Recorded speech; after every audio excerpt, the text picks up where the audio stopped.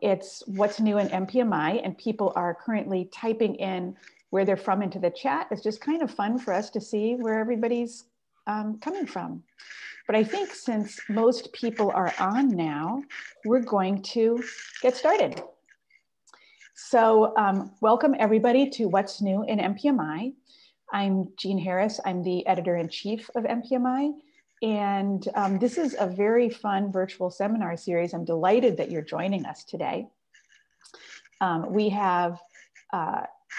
wanted to tell you a couple of things before I introduce my co-host, Tess Diet, and our speaker, Barbara Kunkel. Just wanted to let you know about a couple of upcoming events that have to do with MPMI, the journal, and also just with our society. So I want to alert you to a couple. So for our seminars going forward, we have our next seminar is May 3rd, and I'm very excited because that is on our top 10 MPMI question number 1, how do plants simultaneously interact with pathogenic and beneficial microorganisms? And it's linked to our focus issue, which is coming out in May. Keep an eye out for that, should be out any day. So Kara Haney and David Toms will be giving that seminar. Definitely want to be there. And it also reminds me, excuse me, that our next focus issue, we still have submissions are open for that until July. And that one's on question number 2.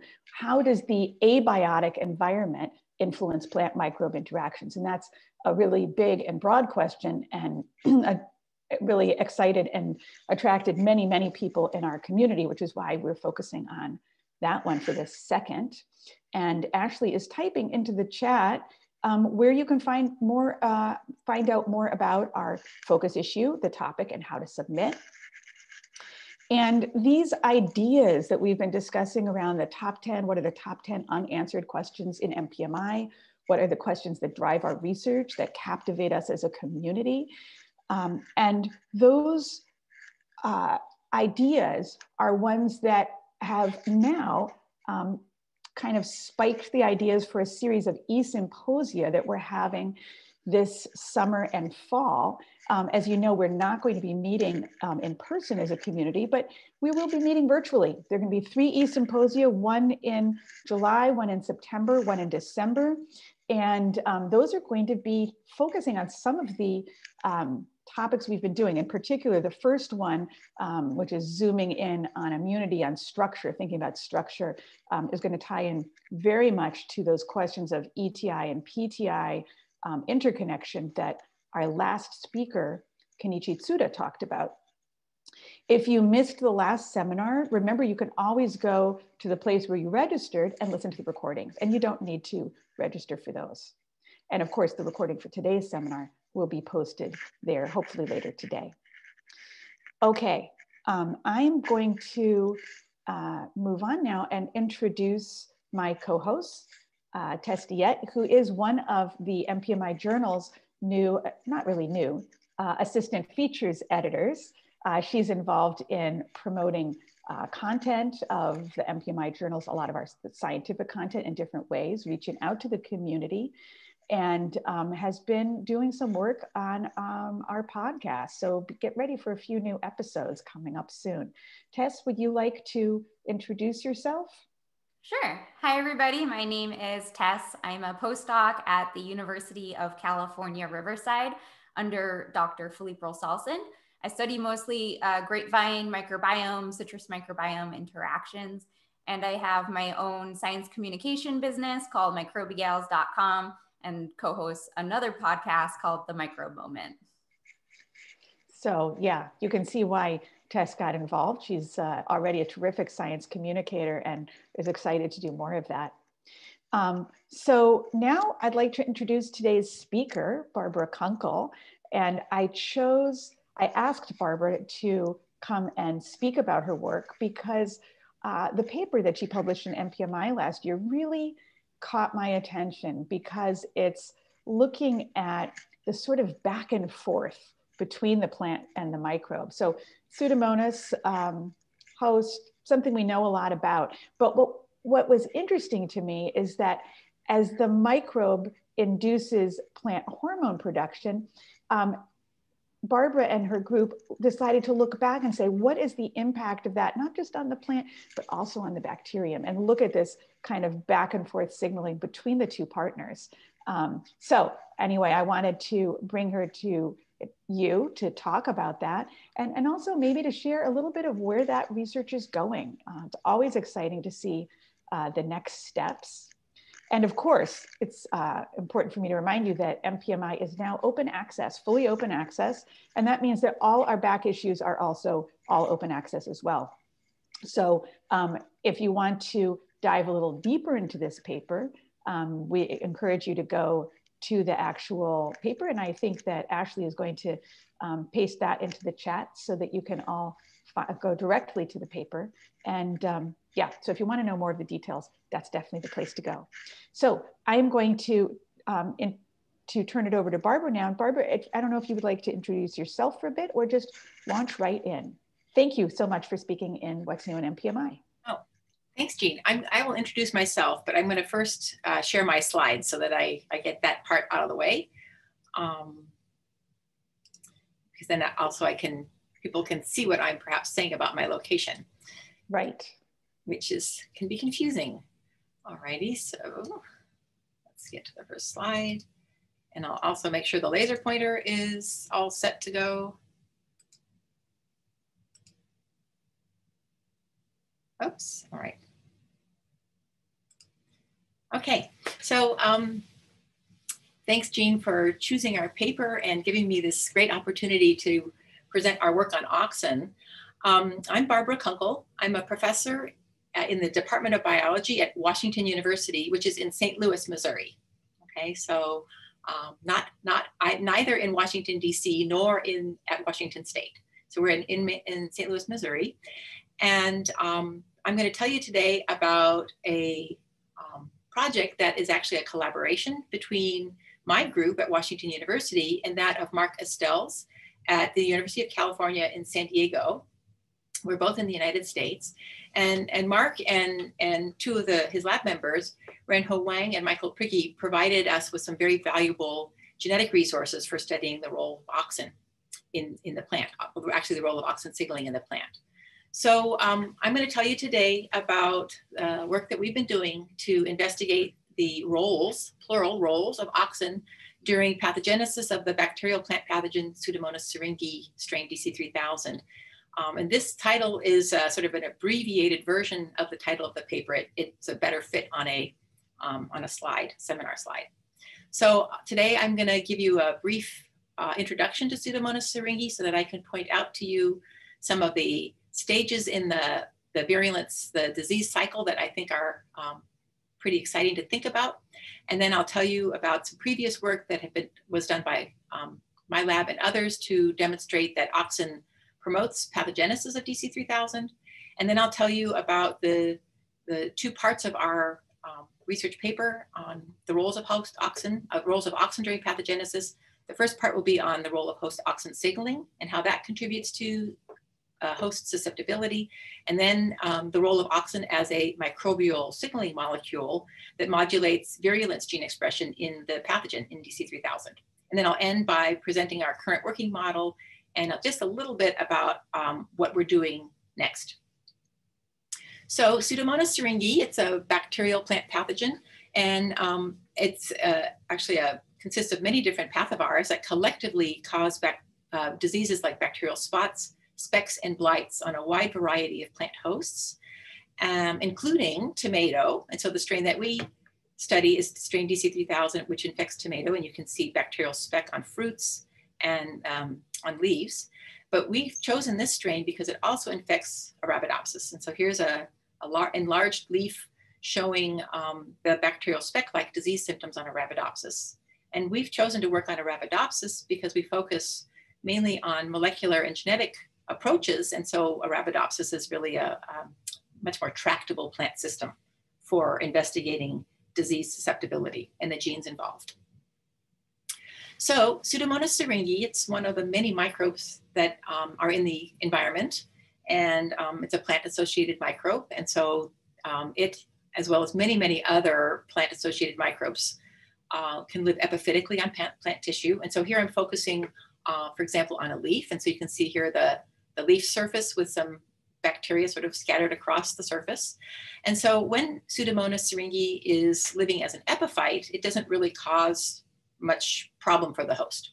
However, if the bacteria can enter into the leaf and begin to colonize the space in between the plant cells, referred to as the apoplast, then the bacteria can potentially become a problem. And so here I show that the bacteria can swim through open stomata. And I'm not going to mention today anything about the role of carnitine in opening the stomata, other than what I just mentioned there. So when the bacteria gain entry into the apoplast, they have the potential to colonize and grow to high levels. And the ability to do this is dependent upon the pathogen's ability to suppress or evade the basal defense responses in the host. And in the case of Pseudomonas and Arabidopsis, that's primarily salicylic acid mediated defenses.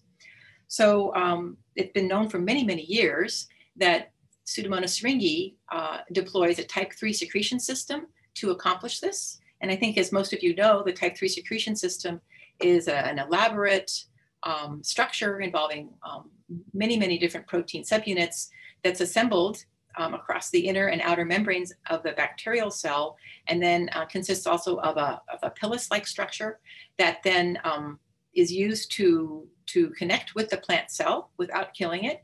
And then the bacteria use this apparatus to secrete a variety of proteins, shown here by these blue shapes here, into the plant cell cytoplasm.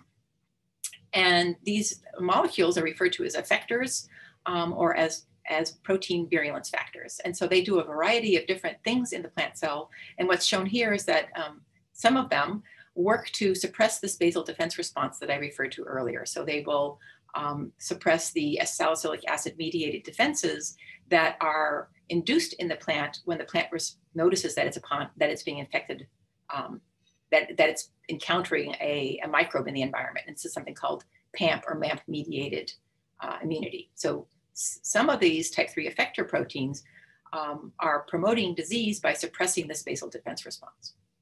So then if the bacteria have successfully suppressed that defense response, then they can begin to multiply to higher levels in this apoplastic space, presumably utilizing water and nutrients that these surrounding cells have been sort of coerced to release into this apoplastic space. And so after about 3 or 4 days after infection, you can see that this apoplastic space becomes really, really full of these bacteria.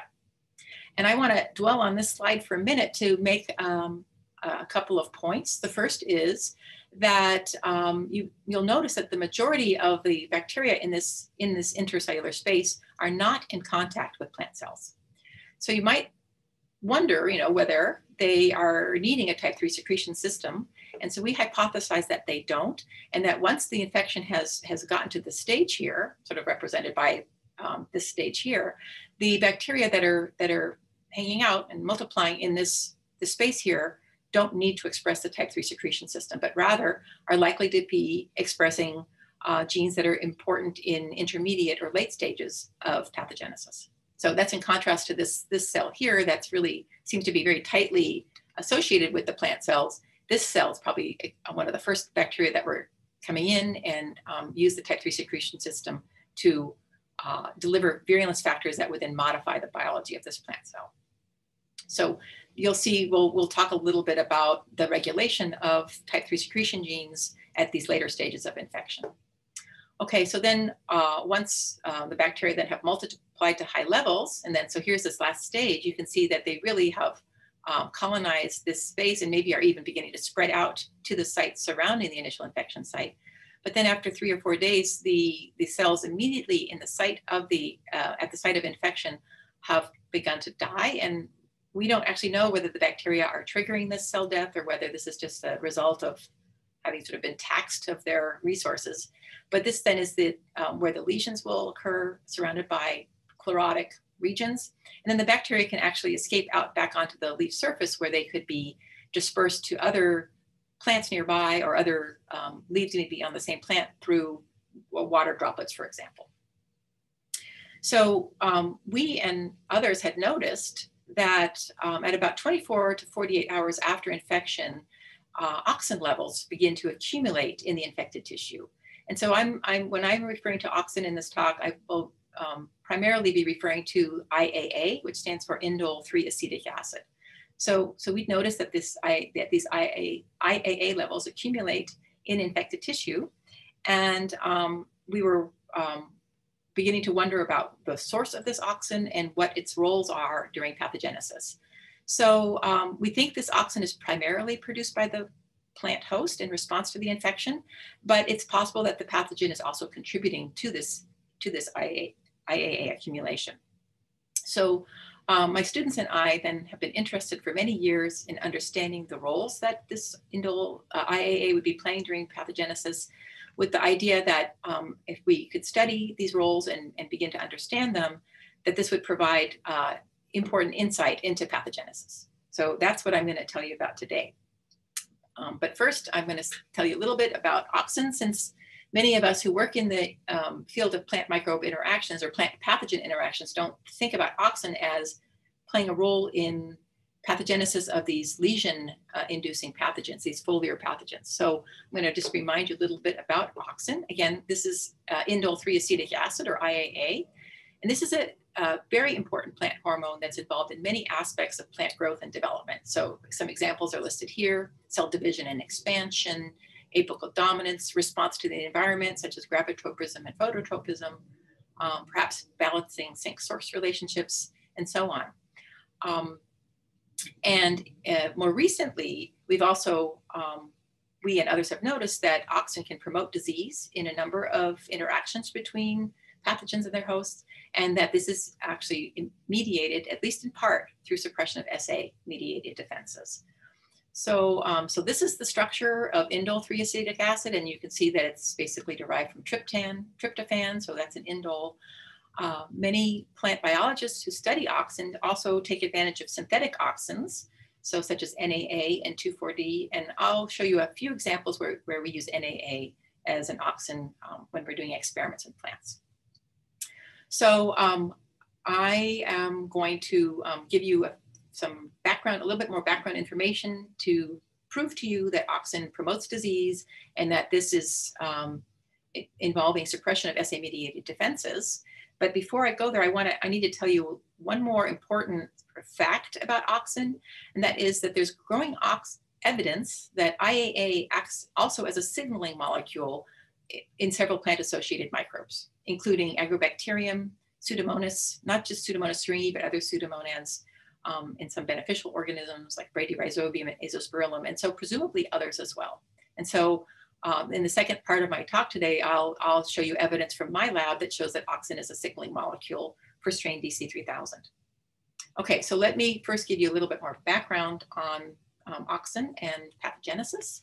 And so my lab got into this several years ago when a graduate student in my lab, Zhongying Chen, was investigating the role of one of the type 3 effector proteins, AVR-RPT2, and its role in the host cell. And what she sort of stumbled upon was that auxin was actually modulating auxin signaling in the host.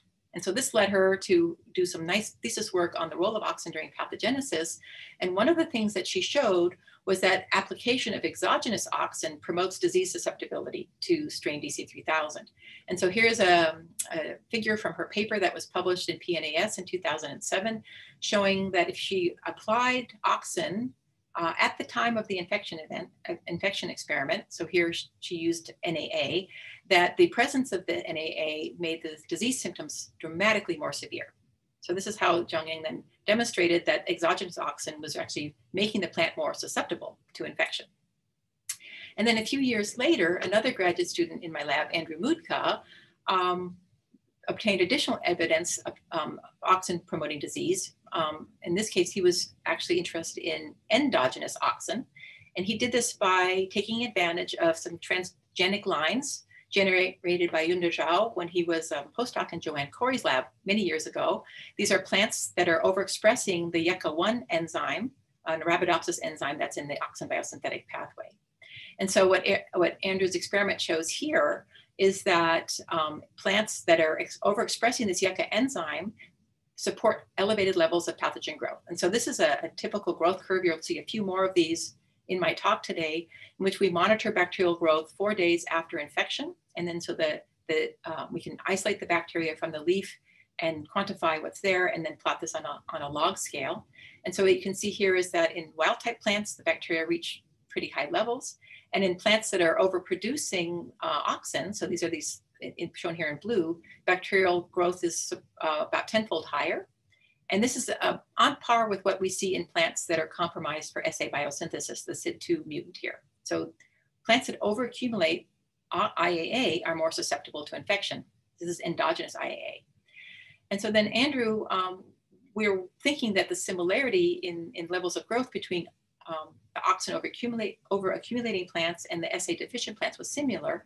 So he was wondering whether auxin perhaps was simply just suppressing SA-mediated defenses. And so he crossed the SID2 mutation into the auxin overproducing line to ask what would happen. And what he observed was that actually by combining SA deficiency and auxin overproduction, he actually saw a further increase in bacterial growth in these plants, suggesting that auxin may be doing more than just simply suppressing SA-mediated defenses.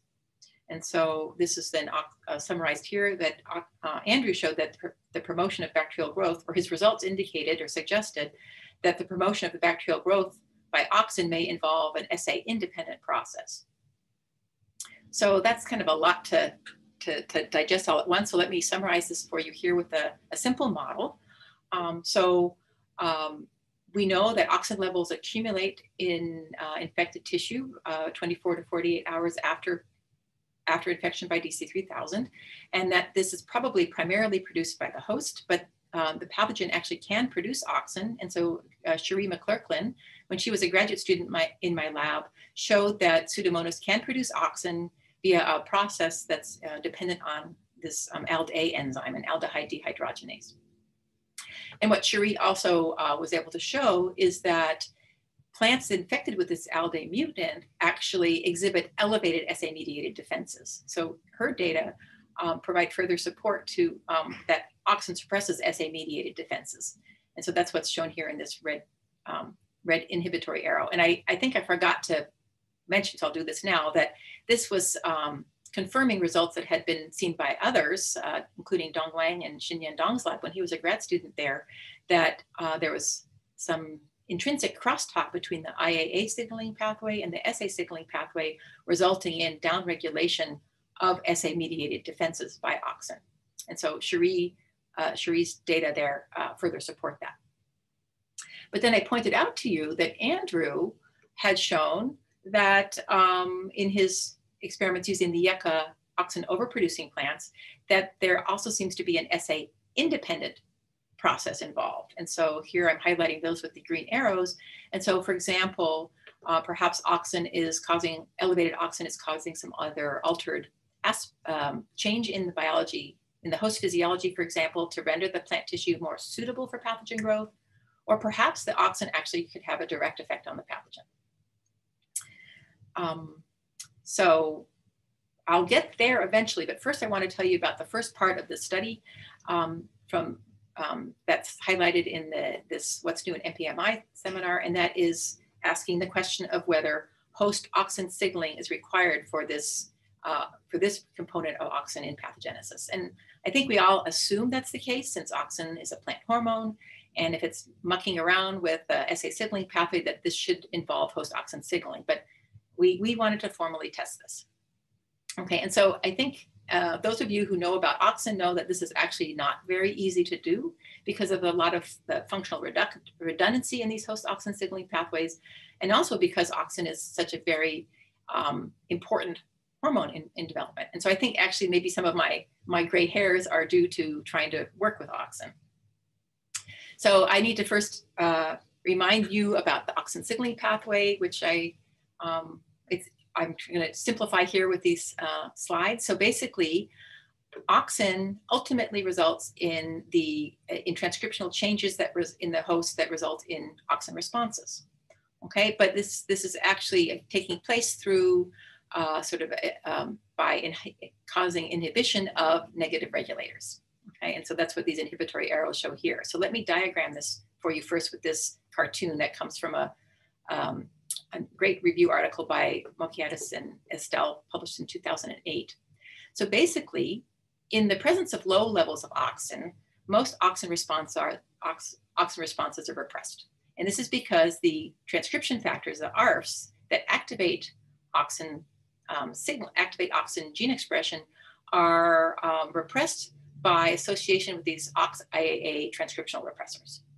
Okay, and so then in the presence of auxin, what happens is that, so as auxin levels start to accumulate in host tissue, then these OXIAA proteins are ubiquitinated and degraded, and that frees up these ARF transcription factors to activate gene expression.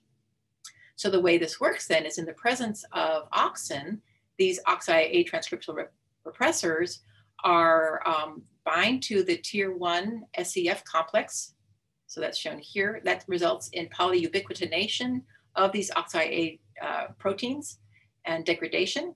And that results in basically freeing up the ARFs to do their job in transcriptional activation. So this is kind of that cartoon diagram, and you can see this in a sort of a genetic regulatory diagram here. And one thing I cannot forget to tell you is that the tier 1 protein, which is one of the receptors or co-receptors for auxin, it's actually a member of a family of 6. There's a 6 family gene. There's 6 members in this gene family. And so there are 6 auxin co-receptors, and they are referred to as the tier 1 AFB family. And so I'll be coming back to these a little bit later. So it's difficult to perturb auxin signaling because auxin is so important during pathogenesis, and we wanted to ask about auxin signaling in a way that still left us with a more or less normal mature plant to work with. And so this, we were able to do this by taking advantage of a dominant mutation in one of these OXIAA proteins called AXR2-1. Okay, so the dominant AXR2-1 mutant impairs auxin signaling. And so I'm highlighting that here because this mutation actually renders the OXIAA protein it renders it as a non-suitable substrate for ubiquitination. So this protein never gets degraded, even in the presence of elevated auxin. And so that's shown here. So if you have an AXR2-1 mutant protein here, it's not ubiquitinated, so it's not degraded. And so that means that this particular OXIAA protein is then left intact and associated with the ARFs, and that ends up impairing auxin signaling. So that's the basis of this inhibitory arrow here. So we were lucky in that Renho Wang in Mark Estelle's lab had generated some transgenic lines expressing an inducible version of this AXR2-1 mutant. So it was a DEX-inducible version. And so we were able to get this line from Renho. And what's attractive about this is that the plants then can grow up to adulthood relatively normally in the presence of functioning auxin signaling. And then at the time of infection, we could treat the plants with DEX to induce this dominant mutation and block signaling only shortly before we wanted to actually test the role of auxin signaling in pathogenesis. Okay, so here's the first data from the paper that we're talking about today. And this is an experiment that was done by Arnaud Jami-Chachu, a postdoc in my lab. And so he obtained these plants from Renho and showed first that adult plants expressing the AXR2-1 dominant mutation exhibit impaired responses to auxin. And I'm not showing you that data here, but it's in the paper. So then Arnaud grew these plants up to adulthood and then treated the plants with DEX, which induces the AXR2-1 about 24 hours before infection. And then he inoculated the plants and monitored growth of the bacteria in these plants after DEX treatment. And so the growth that we observed in the wild type plants is shown in the white bar. And then the GR-AXR2 plants are here in gray and black. And so you can see then that the growth of the bacteria in these AXR2-1 expressing plants is reduced. So auxin, these plants exhibit reduced susceptibility to DC3000, which then indicates that host auxin signaling is required for full susceptibility. So this is not a huge dramatic drop in virulence or in susceptibility, but it is significant. So this is then supporting the idea that host auxin signaling is actually required for this process, for normal pathogenesis. So then Arnaud wanted to know if this effect of IAA was mediated through suppression of SA-mediated defenses. And so he did this in a number of ways, including genetics. And so he crossed the SID2 mutation into the GRAXR2- plants provided by the Estelle lab. And what you can see here is that, so this, I want to remind you, the SID2 mutation compromises plants for SA synthesis. And so in those crossing in the SID2 mutant, this basically just restored normal levels of bacterial growth in the GRAXR2 plants. So the answer is yes. The problem with the auxin signaling could be remedied by destroying the SA, by impairing SA synthesis. Okay, so that's then further evidence that that auxin is suppressing SA-mediated defenses, and that this requires intact host auxin signaling. Okay, so summarized here, host auxin signaling is required for full susceptibility, and that the effect of IAA is one of the effects of IAA is then as a plant hormone that's requiring this auxin signaling pathway. But recall, I had told you about Andrew's results that seemed to be somewhat contradictory to that, and that he observed that the effect of auxin was also mediated through a process that's independent of suppression of SA-mediated defenses. So indicated here by these green arrows. And so we were really curious about this. And so we wondered whether auxin might also promote pathogenesis by having a direct effect on the pathogen. So this is where the next part of the talk starts. And so basically to kind of let you know what we were thinking at first when we started these experiments, we knew that auxin was required for auxin-induced. If you apply auxin to plants, you see plants that have more susceptibility. And so we wondered if perhaps one of the ways this was working was by auxin actually inducing increased virulence in the pathogen. For example, by activating or boosting expression of the type 3 secretion genes early in the infection process. So does IAA regulate virulence gene expression? So this is where Greg Harrison, who was an undergraduate in my lab at the time, comes in. And so he was really eager to test this out, and we wanted to do this first in culture. So we are able to grow GC3000 in culture in media that allows us to monitor expression of type 3 secretion genes and other virulence genes. And so this is media called HDM.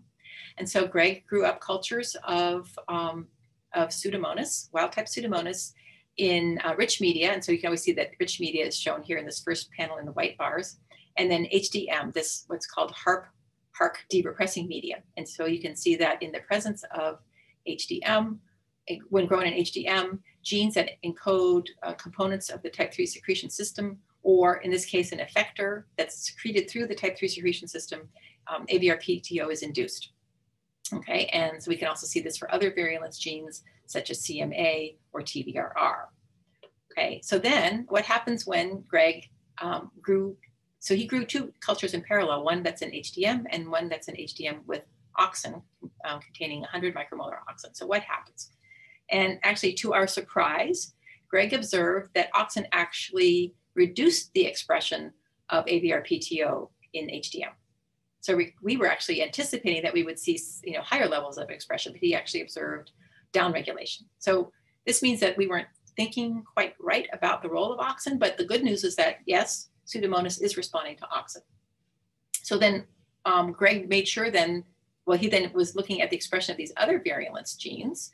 And so he noticed then that rather than simply downregulating everything in the cell, this downregulation by auxin was sort of specific to these type 3 secretion genes. So the CMAA gene that encodes a biosynthetic enzyme for carnitine synthesis was not impacted by auxin, but yet another virulence gene, TVRR, which encodes a transcriptional regulator, was induced by auxin. So IAA regulates DC3000 virulence gene expression in culture, And there seemed to be a variety of different responses depending on the gene. So this made us then need to rethink our ideas about the role for auxin during pathogenesis. And so rather than thinking, oh, it's just inducing virulence genes, we began to wonder if perhaps auxin could act as a signal that might turn down early virulence genes once they're no longer leaded, such as a type 3 secretion apparatus, and then perhaps be a signal to the pathogen that it would be time to induce genes that are required at later stages of infection, such as TVRR. But before going there, we thought maybe before we invest too much time in this, we should ask whether this auxin effect that we can see in culture could also be observed in planta. So this is where we come back to talking about work that's been done by Arnaud. And he was able to take advantage of a plant mutant that accumulates elevated levels of auxin. And so I'm going to go over this kind of quickly here for the sake of time. But what we discovered kind of by accident is that this tier 1 AFB1, AFB4, AFB5 quadruple mutant, which is actually mutated for 4 out of the 6 auxin receptors, it accumulates elevated auxin. Okay, it is, as you might expect, if it's missing 4 out of the 6 auxin receptors, partially impaired for auxin responses, but it's not completely impaired for auxin responses. And so actually you can see this here where Arnaud treated wild type plants and wild type plants here, or auxin signaling mutants, or this auxin receptor mutant with NAA, and then monitor expression of an auxin response gene. You can see where wild type plants respond very strongly to this auxin, and the GRAXR2 plant that's blocked for auxin signaling doesn't induce this gene at all. You can see that the tier 1 AFB4 quadruple mutant actually is responding to auxin, although not as strongly as wild type. So these plants are partially impaired for auxin responses, which turns out, luckily for us, to result in elevated levels of auxin in plants, even prior to infection. And we think this is due to a defect in the negative feedback regulation, negative feedback mechanism that controls auxin homeostasis in the plant. So these quadruple mutant plants actually accumulate elevated levels of auxin. So Arnaud thought these would be good plants to use to monitor the effect of auxin on pathogen virulence gene expression. So, and then this is just reminding me to tell you that the 2 remaining auxin co-receptors, AFB2 and AFB3, which are not mutated in the quadruple mutant I'm talking about here, they are sufficient to provide partial auxin signaling. So Arnaud then looked at these plants carefully, and he showed that as one would expect for plants that accumulate elevated auxin, these plants support increased growth of the pathogen, and we can see this as early as 24 hours after infection. But you can see then here in the bacterial growth in the quadruple mutant plants shown here in gray actually accumulate up to 10-fold higher levels of bacterial growth in the mutant compared to wild type. And he also, just briefly mentioned, he monitored host defenses at this 24-hour time point and showed that this elevated auxin is indeed suppressing SA-mediated defenses. So here I'm showing you that SA levels are slightly down in these plants. So that's probably why these plants are supporting elevated levels of pathogen growth. So this result is consistent with one of the roles for auxin I had told you about previously, that auxin suppresses SA signaling.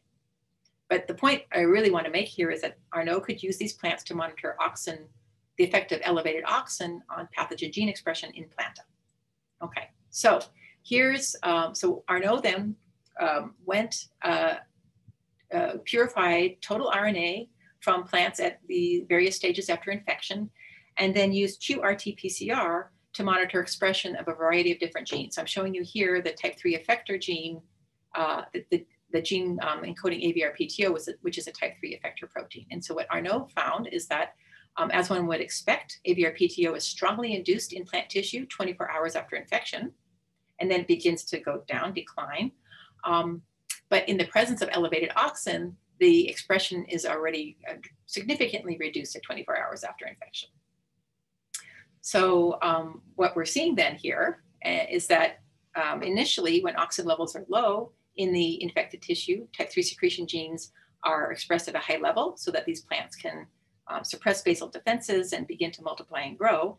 And then as they begin to multiply and the bacteria accumulate in the apoplastic space, IAA levels go up. So here the IAA name has gotten larger. And so what we think is happening here is that this is resulting in a downregulation of the type 3 secretion genes. So we don't think that genes that are just in the apoplast require a type 3 secretion system. But in addition to simply downregulating type 3 secretion, we think that Auxin could then be upregulating virulence genes that are required at a later stage of infection. So for example, TVRR. And so we see indeed, Arnaud actually could show that TVRR is induced upon infection, and that this induction is much stronger in the presence of elevated auxin in the tier 1 AFB quadruple mutant.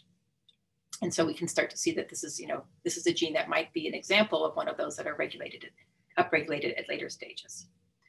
So our hypothesis then at this point is that auxin is accumulated in the infected tissue, it's acting as a signal to coordinate virulence gene expression during pathogenesis to coordinate the expression with the stage of infection. So once type 3 secretion isn't really needed anymore, or at least not in the bacteria that are accumulating in the apoplastic space, that auxin could be downregulating those type 3 secretion genes and upregulating the virulence genes.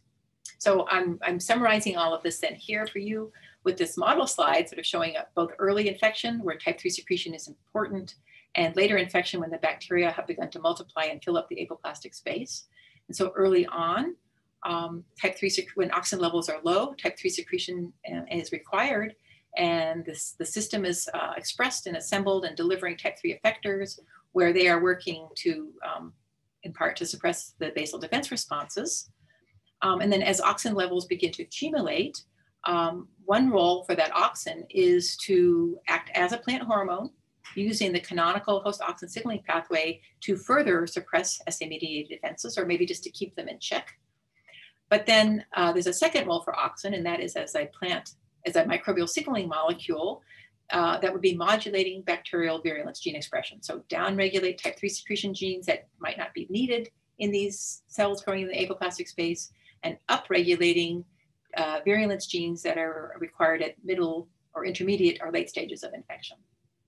And that these then would be working to help the bacteria grow to high levels.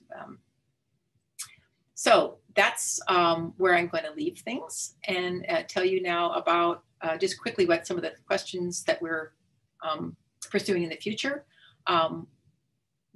We now need to, so I've only shown you basically correlative results at this point, right? That auxin levels go up, auxin levels promote disease, the pathogen is responding to auxin by regulating its virulence gene expression. But what we don't know is whether this auxin responsiveness in the pathogen is actually important for virulence.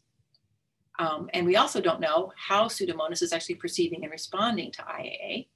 So I'll just mention one thing really quickly about these two before going to the rest of our questions. So what we now need to do is isolate mutants that are not responding properly to auxin, and then ask, is the impairment in this process going to be detrimental to pathogenesis? And then along the way, of course, as we identify these mutants and characterize them, we will learn more about the auxin signaling pathway and whether there are multiple different auxin sensing and signaling pathways, or perhaps there's something, a shared signaling pathway. And so we have a mutant screen to identify these mutants in progress in the lab. Okay, and then other future questions that maybe we could talk about in the chat would be what sorts of genes are being expressed in planta at intermediate and late stages? What are their functions? How are they regulated by IAA? So these would be pathogen genes. Are there other signals in addition to IAA that might be required for this downregulation of type 3 secretion genes? What's the role of auxin produced by DC3000 during pathogenesis? And then I think a really, really great question for research in the future is whether auxin synthesized by DC3000 might play a role in other aspects of its biology, for example, by modulating interactions with other microbes in the phyllosphere, for example. Okay, so I'll end by acknowledging the people who've done the work. In my lab, the majority of the work I told you about today has been carried out by Arnaud Jamichachu and Greg Harrison. who's now gone on to be a graduate student in microbiology. And they had help from an undergrad named Alex Lee. And then I also told you about earlier contributions by former former members of the Kunkel lab working on the Oxen, Zhongying Chen and Andrew Mutka and Sheree McClurklin. And I didn't have a chance to tell you about work done by these other folks. And my lab now, the 2 grad students in my lab, Josh Johnson and Jiayun Li, are working on investigating the roles of TVRR and auxin signaling in pathogenesis. And then I have collaborators. I told you about Michael Prigge, Ren Ho. Oh, actually, Michael Prigge is the one who provided us the quadruple auxin receptor mutant. Ren Ho Wang, these are members of the Estelle lab. This work couldn't have gone on without the reagents that they provided us. And then I'm also have a collaborator, Melanie Liatro at USDA, and she's now working with us to investigate, identify genes in the host that are genes that are expressed during host infections, and also auxin regulated genes. Okay, and I will stop there, and I'm looking forward to answering questions. Thank you, Barbara, for a terrific talk. This was a lot of fun, very exciting, many interesting questions. I am, of course, very curious as to what you are going to find with your auxin insensitive screen and Pseudomonas. That's going to be very cool. Why don't you stop sharing for now? Okay. And we can always pull up the slides if they're useful. And I know people are starting to put questions into the Q&A box. So please put your questions there and not into the chat. And I'm going to start off with the first one, and then Tess and I will take turns. So Juan Carlos Diaz Ricci says, nice talk, Barbara. I have 2 questions. Does IAA also suppress the oxidative burst? And then the second question is, if IAA suppresses SA-dependent responses, do you have any idea whether jasmonate or ethylene defense pathways are activated? Ooh, that's a big pair of questions. Yeah. Okay, so let's see. So the oxidative burst one, that's a great question. And we ourselves haven't actually looked at that directly, but way back when Andrew Mutka was working on this, he didn't notice any significant alteration in the hypersensitive response in the plant, sort of gene for gene triggered resistance. So I think my first guess would be that there's not a significant downregulation of oxidative burst, since I think that's central for the HRs to be taking place, but we haven't tested that formally. That would be really interesting. We've really focused mainly on susceptible interactions. And then your second question was about changes in auxin and ethylene signaling. So something that's not published, but as we were monitoring auxin, the concentrations of auxin, the hormone itself during pathogenesis, we were looking to see if there would be changes in, we collaborated with a group that could monitor all acidic hormones at the same time. And so we didn't check ethylene, but we didn't see any significant changes in JA or JA isoleucine levels. So we don't know, but one thing that's a future objective for us is to now start to look at the effect of auxin on gene expression during infection. And so we're planning on this being a dual RNA-seq, so we can look at pathogen gene expression and also host gene expression. So maybe we will see something more there. So I hope that answered your question. Very cool.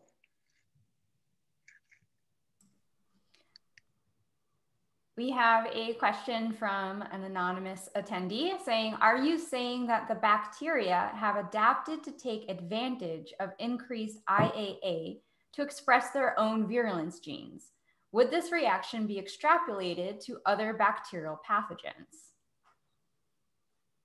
Yes, I think that's a favorite hypothesis of mine, is that somehow Pseudomonas has evolved to cue into auxin. And I think it is actually host-derived auxin for the most part in the situation we're looking at. And I would not be surprised at all if other pathogens might be doing the same thing. And there are definitely hints in the literature here and there of pathogens responding to auxin. microarray experiments, et cetera, but nothing that has really, that I have found that has taken gone beyond just observation to ask what's the impact on the microbe. But I'm pretty sure that that is happening, and that there is actually evidence in the literature that this is happening. Interesting. And this reminds me, this whole system reminds me of the work people have done showing that plants respond to quorum sensing signals. So each one is listening in on the signals the others are sending, you know, that the plant is sending between its own cells and that the bacteria is sending within its population. So to me, it seems very, very parallel. Okay, we have another one here. This is from Damian Cambiano. Says, very nice talk. Did you assay the effect of IAA accumulation in the quadruple mutants in HARP-C DC3000 growth in plants?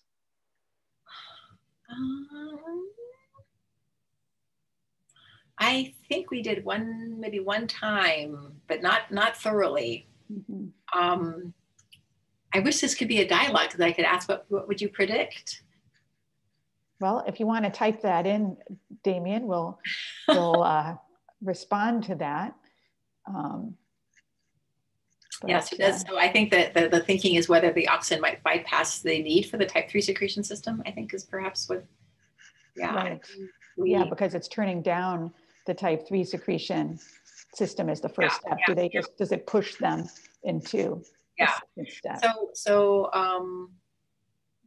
long ago, when we were just we're scrambling around trying to figure out what on earth was going on with Oxen, we did look at the growth of type 3 secretion mutants, not in the tier 1 quadruple mutant, but in the Oxen overproducing line,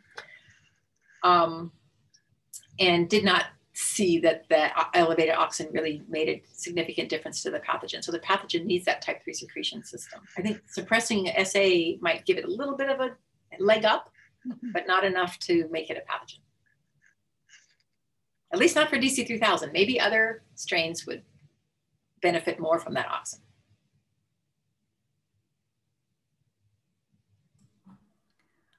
So I actually have a question going back to what we were talking about before when we were talking about IAA and expression with pathogens. I was wondering what you think happens with commensals or other endophytes that aren't necessarily pathogens in the system. You mean how they might be responding to IAA? Yeah. Oh, wow. So, okay. So this is going to read, so we know that Pseudomonas can produce Auxin through the activity of ALDE that was shown by Sheree McClurkin in my lab. But interestingly enough, when we look at Auxin levels in the host, sorry, this is a kind of, I'm coming in the back door to answer your question. Interestingly, in planta, that doesn't seem to be contributing significantly to the IAA level in the infected tissue. But yet this IAA is important, or this Auxin that this mutant is not producing seems to be lacking somehow. And so we wonder if maybe that particular route of Auxin production is really has evolved to perhaps be a signal with the other microbes in that microbiome. But honestly, at this point, we have really been focusing only on this sort of monoassociation and have been ignoring the other microbes. So one of my dreams would be to figure out a way to look more broadly at what's going on in the community. Yeah. And that actually ties in with one of our top 10 questions, which is, how do these binary interactions actually happen when they're in the environment, right, in an ecological setting? So, right. Yeah. And I think that in roots, this could really be, there might be a whole nother level of what's going on in roots, where the roots are probably exuding Auxin. We know this, I think, and then that microbes are coming in, and then and the form of Auxin might also be important. I didn't mention this in this talk, but this ALDA enzyme can catalyze the synthesis of IAA and also another form of Auxin, which is abundant in Arabidopsis, PAA, phenylacetic acid. And so maybe also the form of Auxin might be important, and maybe which type of Auxin to communicate with whom, the host or the other microbes. Yeah. Tess, do you want to try, or your audio is not working? Yeah. Okay, I'll take the next few then. So Guisha Hao asks, could you make an auxin deficient P. syringe mutant, which I think is a goal of yours. So I'll just let you answer that one. Yeah, so we actually, in a previous paper, we did make an auxin deficient mutant, where we knocked out the ALDE mutant. So this is a McClurkin et al. 2018. And so in culture, that's not quite auxin deficient. There's some other ALDE independent way to synthesize auxin, but in culture that's dropped down to only 20% of IAA production. And those mutants have slightly reduced virulence, but actually just disappointingly normal levels. So that's why we think that the hormone, the auxin produced by Pseudomonas might have a different role in pathogenesis, even though it does have an impact on the infection. So yeah.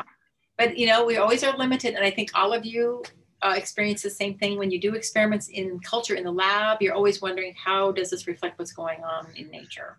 And then Absolutely. On top of that, in our lab, we're always using these very tightly controlled interactions, plant grown under certain conditions. And then we're always assuming Pseudomonas is the only microbe. We really aren't controlling any of the other natural members of the natural community. So I think we only have the tip of the iceberg here. Many directions to go. The next question is from Dong Wang. Great talk, Barbara. I was wondering about the mock-treated GR AXR2-1 plants. So this is the inducible AXR2 mutant. Are they auxin deficient even without DEX induction? Good observation. Yeah, I kind of glossed over that.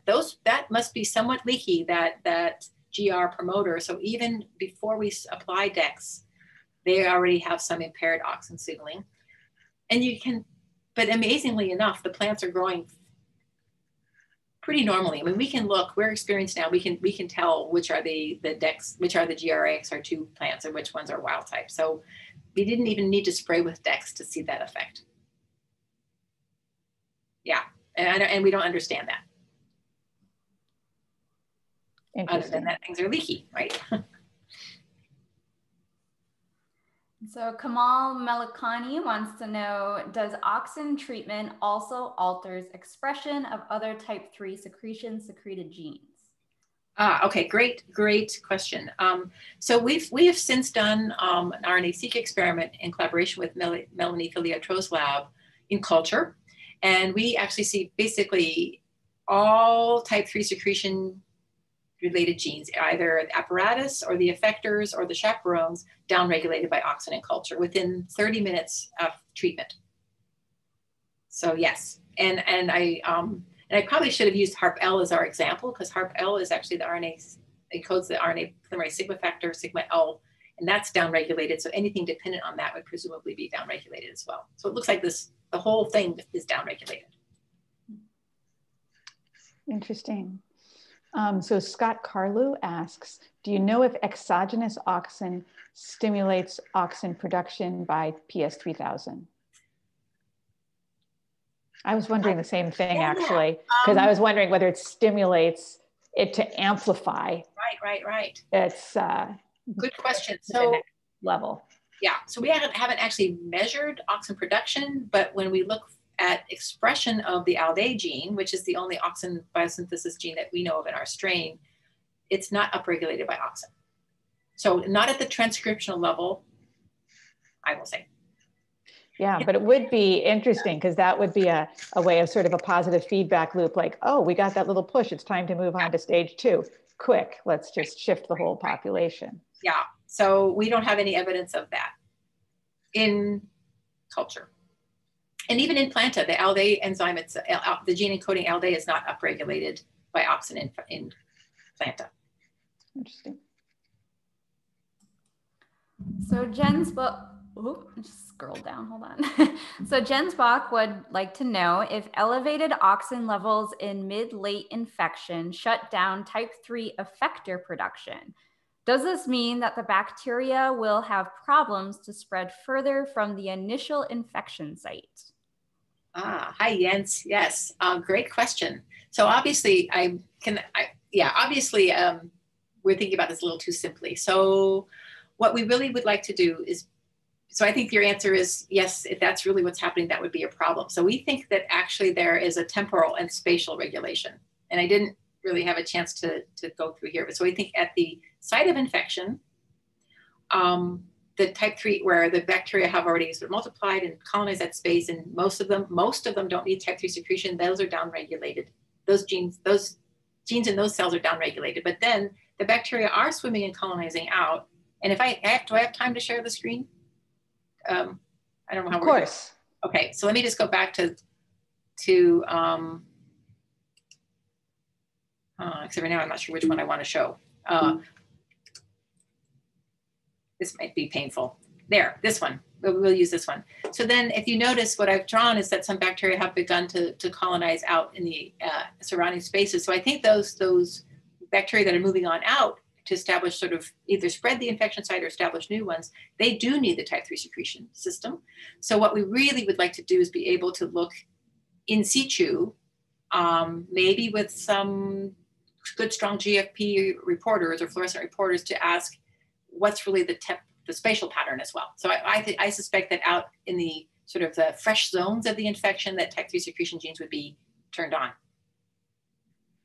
Terrific question. And that's something that actually came up in last month's seminar. Kenichi Tsudo is saying that he thinks one of the next steps that we all have to do is start looking at things at a cell-by-cell basis, rather than just like grinding up whole leaves, grinding up big chunks of root, because there's going to be a lot of spatial heterogeneity in responses.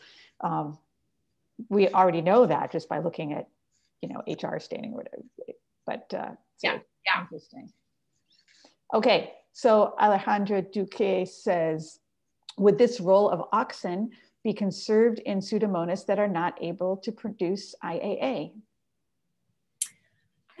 This particular role of Oxen would be, yes, because I think that perceiving the Oxen, since really, even though I don't really have, we only have preliminary evidence so far in our lab, the Oxen that's accumulating in the infected tissue seems to not be made by Pseudomonas. So I think the ability to produce Oxen and the ability to respond to Oxen might be separable. So once we've figured out how Pseudomonas is responding to Oxen, we can then identify genes and then look to see, is there a conserved mechanism? If anybody knows of any genes that are responsible for Oxen responsiveness in a bacterium, in a plant-associated bacterium, I'd love to hear about it. All the leads that we've gotten from so far have kind of panned out as negative for us. There are examples in animal-associated plants, for example, that respond. Sorry, animals. I can't speak anymore. There are certainly Oxen receptor type mutants in bacteria that don't respond to Oxen in other biological contexts, and those have all turned up as uninformative for us. So Maria Florencia Ercoli asks or says, hi, thank you for this amazing talk. I wonder, have you measured virulence gene level expression in plants that cannot induce IA upon bacterial infection? No, we haven't. And I don't know, I have to think about whether we have a plant that doesn't respond to Oxen. Or interesting question. Yeah, so maybe what we could look at is the plant, maybe the Oxen signaling mutants, the GRAXR2 plants might be helpful in that. Yeah, I have to think about that. Great. So take advantage of some of the genetics that we could perhaps do. Interesting to think about some resistant lines. Yeah. And whether some of those are via hormone responsiveness.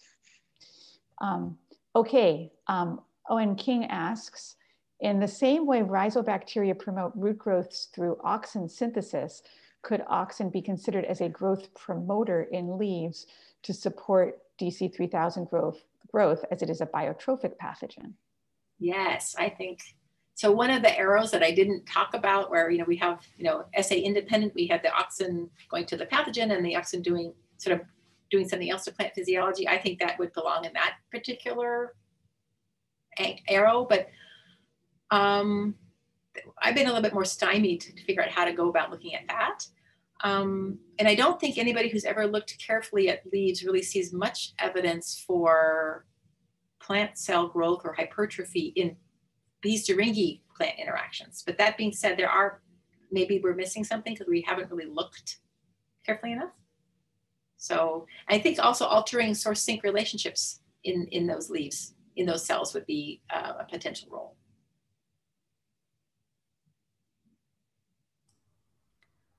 Mohammed Nassim asks, is there any interaction or crosstalk between Oxen and cytokinins in modulating plant immune response to the infection by Ptodc 3000? I think that there is some sort of crosstalk. It's not work that we've done, but I know I've read about it and I'm drawing a blank. Yeah, so I suspect this would be something that is happening, but unfortunately, I have not looked into it much. Yeah. I think in Antonio Molina's talk, if you go back to older recordings that we have here for our What's New, he talks about the link between cytokinin cell wall and defense. I don't recall whether he pulled Oxen into it, but that might be worth going back and taking a look at. Yeah, and I think Chris Argueso at Colorado State has also some potential points with what she's working on. There could be some potential crosstalk. And we probably need to start looking more at what's going on with Oxen in resistant interactions. Right. Yeah, that's what I was trying to get at before with the resistant. Yeah, exactly. Right. So Jerry Cohen asks, does the bacteria respond to the same range of Auxin-like structures as the plant? Ah, hi, Jerry. The same range. Oh, I see. Yes.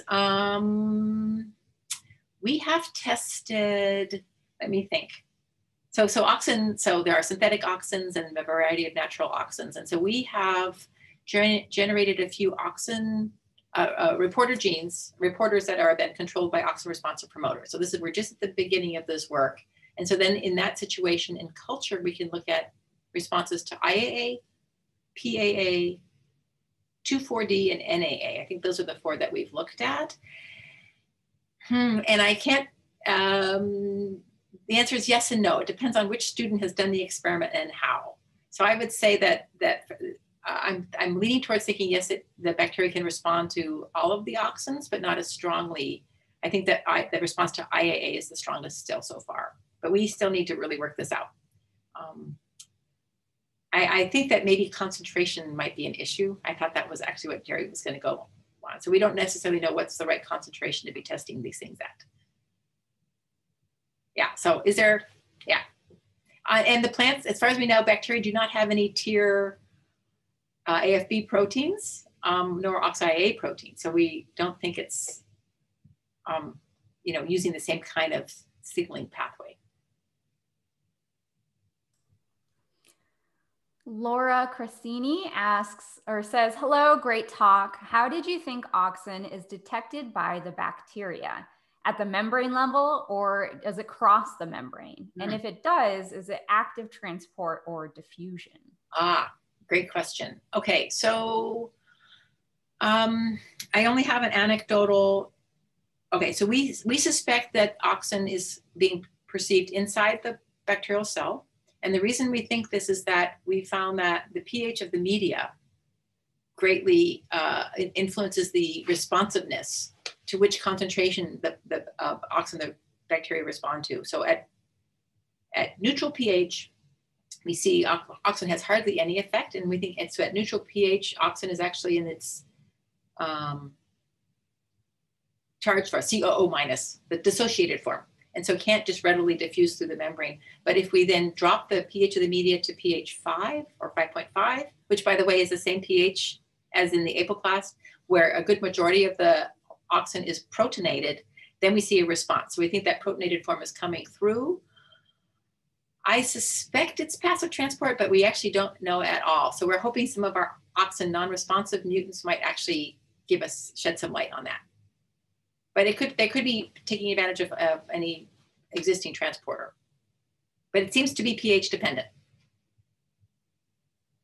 Great question. Person's thinking about bacteria. I like it.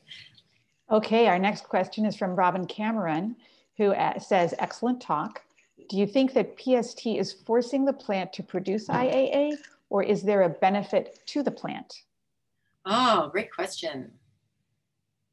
I think that the plant is producing the auxin in response to the infection. It'd be great to think that one of the virulence factors Pseudomonas is producing is to stimulate that.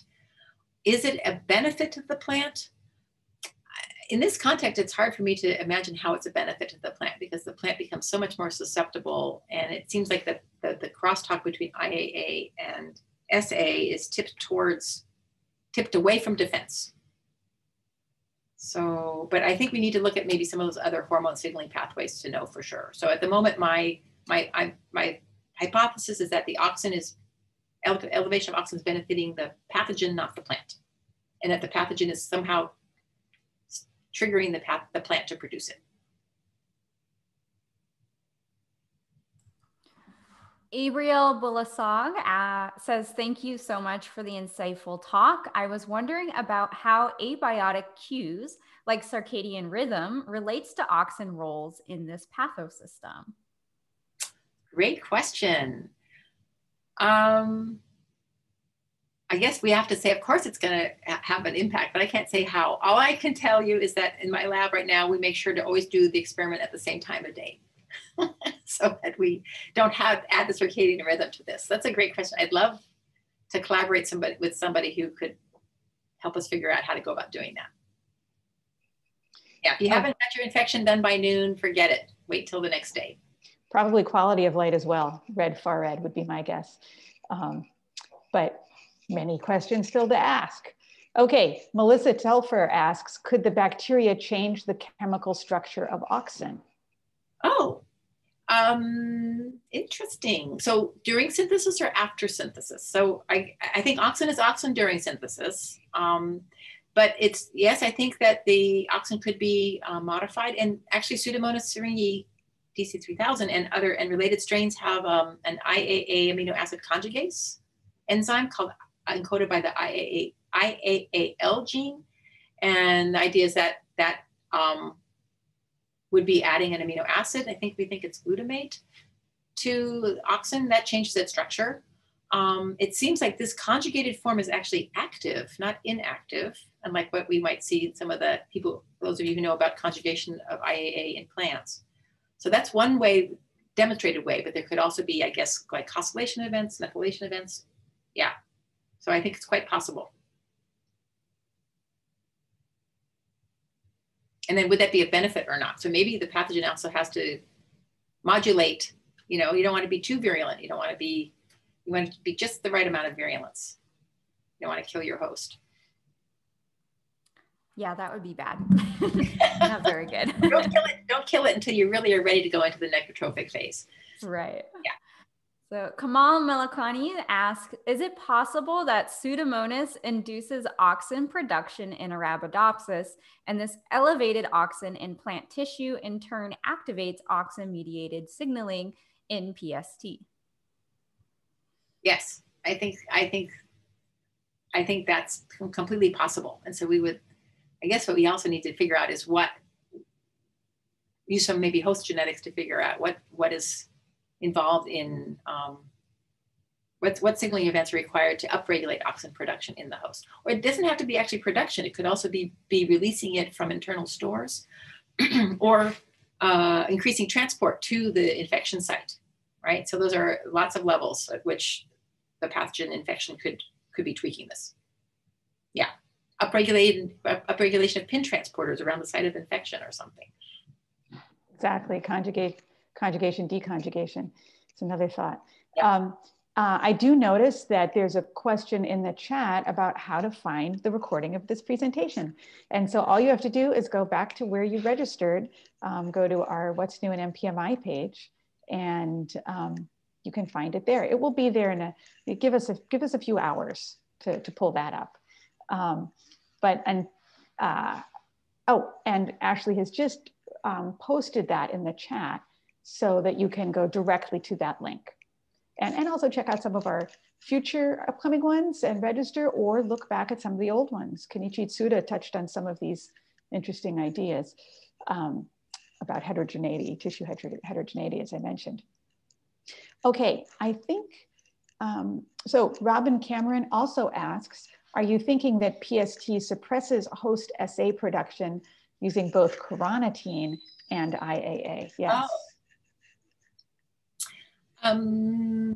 So I think that Pseudomonas is suppressing host SA using carnitine. And so not only is carnitine important for getting the bacteria into the reopening stomata, but later in infection. Clearly using some of the type 3 effectors to do this. And then is it using Oxen for this purpose? And so yes, I think that's what our data would suggest, is that but whether it's the Oxen that the pathogen itself has produced, or whether it's the Oxen that the pathogen has somehow stimulated the host to produce. And it seems like it has to be kind of an ongoing process, because if there's always these additional waves of infection, the bacteria do not want those, the plant doesn't want that lesion to get too big. And so I think there's always these waves of defense, or sort of this, there's the first round of responsive defense and then a prolonged defense. And so maybe Oxen has to be, and carnitine or whatever, have to be applied sort of along the way. Yeah, it's not just it's all figured out in the first 6 hours of infection. I think there's a whole series of events. And we don't know what's happening late. And I should have pointed that out. After 24 hours, I think we don't really know what else is happening.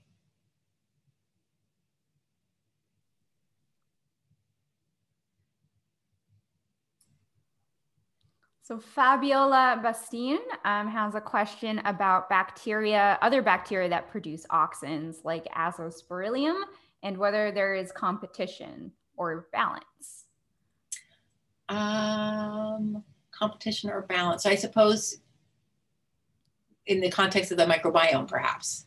Competition. I think so, yeah. But yeah, so those are great questions. And I think it's really, I hope that some of the people working on microbiomes, root-associated, phyllosphere-associated, will start to also think about Oxen, and not just Oxen in the host, but Oxen in the other microbes. I guess maybe I'll put out something. So there was a paper from a few years ago from Aragon et al. Looking at a different Pseudomonas strain, where they also reported that Oxen downregulates type 3 secretion genes. And they noticed that Oxen was upregulating some genes that might be involved in type 6 secretion. They didn't do this in context of plant infections, but so I think that if type 6 secretion apparatus is involved in microbe signaling, that could be one way that Oxen might be important. But I haven't seen any follow-up to that yet. And we didn't see the same sort of effect on type 6 secretion genes in our system in culture. We got to do this in planta now, right? That's the next one. That is top 10 question. I think it's number 4, is how do microbe interactions affect microbe interactions? And there you go. That's what the type 6 secretion system is for. That would be an interesting direction to go with this. I think we will answer 2 more questions, and then we will wrap it up. And this is just, it's been really fun. And this is just a reminder to everybody that, of course, if you have questions that you did not get to have answered, that if you go to the paper, as always, we always post the contact information for the corresponding author, which is Barbara Kunkel, who is right here. So that's always another way that you can interact with the authors of the papers. So I hope you will do that, and also take a look at, go into some of the details. And if you're thinking of trying some of these things out, look more closely at the methods. Okay, so our next question is by Dr. Fawzi Abo El Abbas, who asks, what will be on potato infected with Ralstonia? So I think really asking, how could this be extended to other plant bacterial pathogenic interactions? Yeah, so I guess what we first have to ask is, how does Oxen impact that infection? And does Ralstonia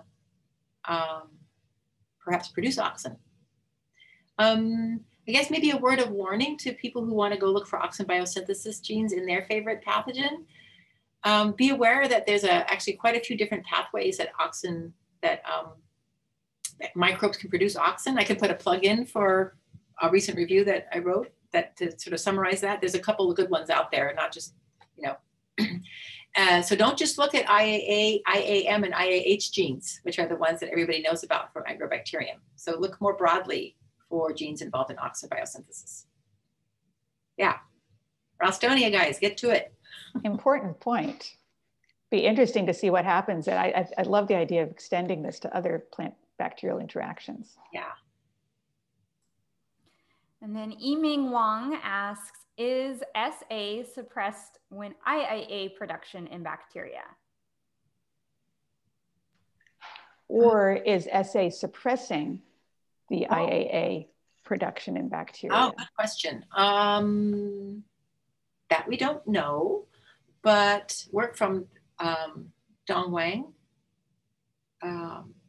And I think there are other groups as well have shown that in the plant, SA signaling and auxin signaling are sort of mutually antagonistic. So that's on the plant side. I think we know a lot more about auxin and SA interactions in the plant side than we do in the pathogen side. Well, excellent. This has been a great discussion. A really fun talk, Barbara. And as you can see by the large number of questions, your talk stimulated a lot of thinking. And I love that we had, you know, plants are all over the world, microbes are all over the world, our community is all over the world. And so I love that we had people joining us from all over to ask questions, and hopefully we'll follow up on some of these ideas. Either on the plant or the bacterial side, or as Barbara is doing on both. I love that sort of moving forward, looking at both partners at the same time. Very, very interesting. Yeah. So I'd like to thank Barbara one last time, and thank Tess for co-hosting with me, and Ashley for support. And I'd like to thank MPMI for making this a virtual, this opportunity, so that not only could I share, but people from all over the world and all of different time zones can watch either now or in the future. I think it's opened up a lot of opportunities for people. Yes, I've really been enjoying this. So please let your friends know who are in the wrong time zone that they can all watch this, hopefully in a few hours. And I hope you'll all join us on, I think it's May 3rd, for our next seminar by Kara Haney and David Toms, looking at our top 10 question number 1. So thanks, everybody. Thank you.